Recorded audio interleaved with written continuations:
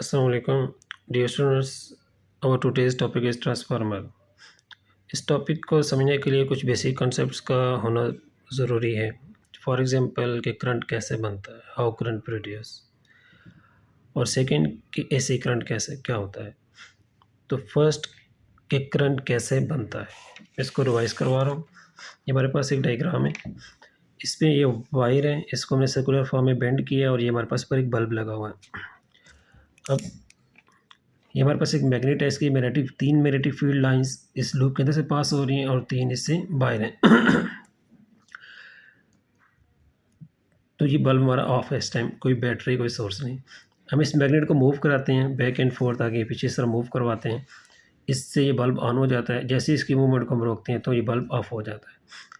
तो इसकी मूवमेंट से यहाँ पर करंट प्रोड्यूस हो रहा है। इसकी मूवमेंट से क्या हो रहा है, जब इसको आगे मूव करवाते हैं तो ये सारी की सारी लाइन इसके अंदर से पास होती हैं, दूर मूव लेके जाते हैं मैग्नेट को, तो इसके अंदर मैग्नेटिक फील्ड लाइंस कम हो जाती हैं।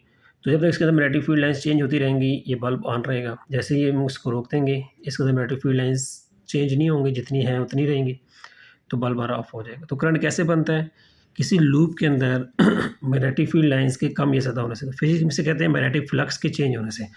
किसी लूप से मैग्नेटिक फील्ड लाइंस का पास होना मैग्नेटिक फ्लक्स कहलाता है। तो सिंपली करंट कैसे बनता है, मैग्नेटिक फील्ड लाइंस के कम या ज़्यादा होने से किसी लूप में। दूसरा, एसी करंट क्या होता है। एसी करंट हमारे पास होता है इस तरह, मीन्स के ज़ीरो से मैक्सिमम, फिर ज़ीरो, फिर अपोजिट डायरेक्शन में मैक्सिमम, फिर ज़ीरो, फिर इस तरह। तो ये कम ज़्यादा हो रहा है। और जब किसी वायर में से करंट पास हो रहा होता है तो उसके सर्कुलर फॉर्म में मैग्नेटिक फील्ड बन जाती है। सेकंड कंसेप्ट, तो मीन्स कि जब वायर में करंट पास होता है तो उसके सर्कुलर फॉर्म में मैग्नेटिक फील्ड होती है। और एसी करंट कम ज़्यादा होता है। तो इस सोलिनॉइड को, ये हमारे पास एक स्प्रिंग है जिसको हमने करंट दिया है। जब हम करंट देंगे तो इसमें इसके पास ये इस तरह मैग्नेटिक फील्ड लाइंस में, मतलब एक मैग्नेट बन जाएगा। जब करंट पास होता है तो ये मैग्नेट बन जाता है और ये इसकी मैग्नेटिक फील्ड लाइंस है। तो ये एसी करंट है, ये एसी करंट कम ज़्यादा होगा तो ये मैग्नेटिक फील्ड लाइंस भी कम ज़्यादा होगी। अब मैं आ रहा हूँ ट्रांसफार्मर के टॉपिक में। यहाँ पर हमारे पास एक ये कॉइल है और एक ये कॉइल है और सेंटर में हमारे पास एक आयरन कोर है। इसको हम एसी सप्लाई देते हैं तो ये एक मैग्नेट बनता है। ये रेड कलर की इसकी मैग्नेटिक फील्ड लाइन है जो इसके अंदर से होती हुई इस दूसरे स्प्रिंग तक जाती हैं, सोलेनॉइड तक जाती हैं। अब एसी करंट जब कम ज़्यादा होगा तो ये मैग्नेटिक फील्ड लाइंस भी कम ज़्यादा होंगी, जिससे इस कॉइल में मैग्नेटिक फील्ड लाइंस कम ज़्यादा होंगी, मतलब कि फ्लक्स चेंज होगा तो यहाँ पर इंड्यूस ईएमएफ पैदा होगी और इंड्यूस करंट यहाँ पे फ्लो हो जाएगा। कोई फिजिकल कनेक्शन नहीं है इस वायर का, लेकिन यहाँ से यहाँ करंट और वोल्टेज ट्रांसफ़र हो गया through these red magnetic field lines. अब कंस्ट्रक्शन क्या है कि एक प्राइमरी कॉइल है, एक सेकेंडरी कॉइल है और एक ये सॉफ्ट आयरन कोर है। Primary coil, secondary coil.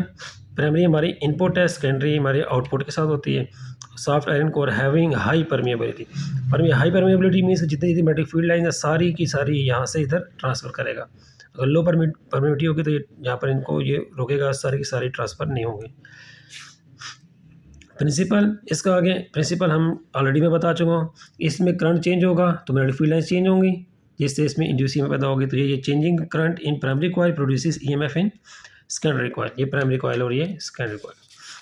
इसके बाद वर्किंग ऑलरेडी मैं बता चुका हूँ, वही कि इसमें करंट चेंज होगा जिससे इसकी जो मैग्नेटिक फील्ड लाइंस है ये चेंज होंगी। इसमें मैग्नेटिक फील्ड लाइन जब इसके अंदर चेंज होंगी, जिस तरह से मैग्नेटिक फील्ड लाइन चेंज हो रही थी तो करंट प्रोड्यूस हो रहा था, तो इधर ईएमएफ प्रोड्यूस हो गया, करंट फ्लो हो जाएगा। ये प्रॉपर वही working. Changing current in primary coil produces changing magnetic field lines which passes through the secondary coil and an EMF is induced in secondary coil। तो ये हमारे पास अकॉर्डिंग टू फैराडेज लॉ है कि जब किसी लूप में magnetic field line means कि magnetic flux change होता है तो उसमें करंट प्रोड्यूस हो जाता है। अब ये मैग्नेटिक फील्ड लाइन जो इस लूप में भी चेंज हो रही है, इसमें भी चेंज हो रही है। तो फैराडेज लॉ क्या कहता है कि जब यहाँ पर इंड्यूस ईएमएफ और वोल्टेज एक हैं तो यहाँ पर हमारे पास ये वोल्टेज हो जाएंगे। ये फैराडेज लॉ है, N del phi by del T. तो सेकेंडरी के लिए ऐसा आ जाएगा और फिर सिमिलरली प्राइमरी में भी चेंज हो रहा है तो प्राइमरी के लिए साथ यहाँ पे पी आ जाएगा। इन दोनों क्वेश्चंस को हम डिवाइड करेंगे। डिवाइड करने के बाद ये वाली और ये वाली दो क्वेश्चंस हमारे पास, ये और ये डिवाइड करने के बाद ये कटिंग हो जाएगी, हमारे पास ये आ जाएंगी। अब step up transformer, step down transformer के। अब देखिए ज़रा, हमारे पास यहाँ पे 1 2 3 4 4 कॉइल्स है टर्न्स, और यहाँ पर टर्न ज़्यादा है 1 2 3 4 5 6 7, यहाँ पर 7 टर्न्स है। तो यहाँ से फ्लक्स चेंज हो रहा है, तो यहाँ पे टर्न ज़्यादा हैं, तो यहाँ पे फॉर एग्जांपल एक टर्न में 2 वोल्ट ईएमएफ प्रोड्यूस हो रही है, तो 7 में फिर 14 हो जाएगी। अगर 3 टर्न्स है तो फिर 6 वोल्ट हो जाएगी। तो नंबर ऑफ़ टर्न ज़्यादा है तो यहाँ पे फिर वोल्टेज ज़्यादा होंगे। यही बात ये कह रहे हैं कि अगर नंबर ऑफ़ टर्न्स सेकेंडरी की ग्रेटर है प्राइमरी से, तो सेकेंडरी के जो वोल्टेज हैं वो प्राइमरी से ज़्यादा होंगे, इसलिए इस ट्रांसफार्मर को हम स्टेप अप ट्रांसफार्मर बोलते हैं। अगर प्राइमरी के नंबर ऑफ़ टर्न ज़्यादा है सेकेंडरी से, तो फिर प्राइमरी के वोल्टेज भी होंगे, तो इस टाइम ज़्यादा होंगे सेकेंडरी से, तो इसे स्टेप डाउन ट्रांसफार्मर कहते हैं। For ideal transformer efficiency is 100%। हमारे एफिशिएंसी 100% होती है आइडियल की, रियल में ऐसा पॉसिबल नहीं, इनपुट और आउटपुट इक्वल नहीं होते। तो जब एफिशिएंसी 100% हो तो फिर हमारे प्राइमरी और सेकेंडरी में इनपुट और आउटपुट दोनों इक्वल होंगे। हमारे पास होता है पावर होती है product of voltage and current. Primary है तो पीपी आ जाएगा, सेकेंडरी है तो अच्छा पावर सेम रहती है। अगर वोल्टेज कम हो रहे हैं तो करंट बढ़ रहा होगा, और अगर वोल्टेज बढ़ रहे हैं तो करंट कम हो रहा है, लेकिन दोनों का प्रोडक्ट सेम रहेगा, तो मीन्स के पावर सेम रहती है। तो product of voltage and current दोनों साइड पे इक्वल होंगे, और फिर सिंपली ये इधर आके डिवाइड हो जाएगा और ये इधर जाके हमारे पास इक्वेशन बन जाएगी। If voltage is set up step up the current will be step down, मतलब कि वही बात है कि वोल्टेज बढ़ रहे हैं तो करंट कम हो रहा है, and vice versa, but the power of and और energy will remain same. Reality में आइडियल ट्रांसफार्मर में एफिशिएंसी 100% है, और रियल में ये ऑलमोस्ट 90% के अबाउट होती है।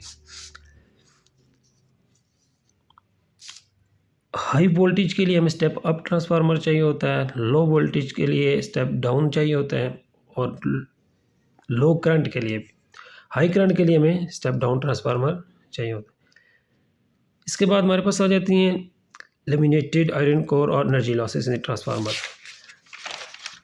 ये हमारे पास ये कोर, जब हमारे पास इसमें मैग्नेटिक फील्ड लाइंस या आयरन कोर इसमें चेंज होंगे, तो इसमें भी करंट प्रोड्यूस हो जाएगा जो कि इस तरह फ्लो होगा, और जो यहाँ पर करंट प्रोड्यूस होगा जो मैग्नेटिक फील्ड लाइंस को, इस फ्लक्स को डिस्टर्ब करेगा और इसको हीटअप कर देगा।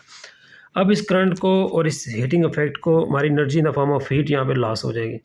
तो हम यहाँ पर जो करंट प्रोड्यूस होगा उसे हम कहते हैं एडी करंट्स। उसको रोकने के लिए यहाँ पे जो हमारे पास आयरन का पीस है हम उसको काट देते हैं। फॉर एग्जांपल ये मेरे पास जैसे बुक है, तो यहाँ पे जो आयरन है उसको हम इस तरह, जिस तरह ये पेजेस है इस तरह हम उसको काट देते हैं स्मॉल, और पेजेस के दरमियान में हम इस तरह इंसुलेशन वगैरह रख के और दोबारा इनको आपस में बाउंड करके यहाँ पे लगा दें। इससे भी जो सर्कुलर फॉर्म में करंट फ्लो हो रहा था वो रुक जाएगा, और हमारे पास यहाँ पे एनर्जी लॉसेज जो हीटिंग इफेक्ट है वो कम हो जाएगा। यही बात यहाँ पे लिखी हुई है, to reduce heating effect and eddy currents. Laminated iron को, लेमिनेटेड मीन्स कि हमने आयरन को हमने काट के पीसीस में वहाँ पे छोड़ दिया, used which is thin iron sheets के pressed together but separated by a thin insulating layer. ये बात मैं दोबारा रिपीट कर रहा हूँ कि ये मतलब कि आयरन का हमारे पास एक पीस था, हमने इसको यहाँ से काटा, इस तरह कर दिया, फिर अगले इसको हमने इस तरह छोटे छोटे पीसीज में काटा। काटने के बाद यहाँ पे हमने टेप वगैरह इंसुलेटर रखा, फिर दोबारा इसको ऊपर प्रेस करके और हमने ये पूरा एक आयरन का इतना मोटा पीस बना लिया और उसको लगा। अब इसमें जब सेंटर में इंसुलेटर है तो इस तरह करंट फ्लो नहीं हो सकेगा, और वो करंट हमारा जैसा फ्लो होता है उसे हम एडी करंट्स कहते हैं, और उस एडी करंट से हमारा ट्रांसफार्मर हीटअप होता है, हमारी एनर्जी हीट की फॉर्म में लॉस हो जाती है। तो इसे हम लेमिनेटेड हीटिंग इफेक्ट कहते हैं।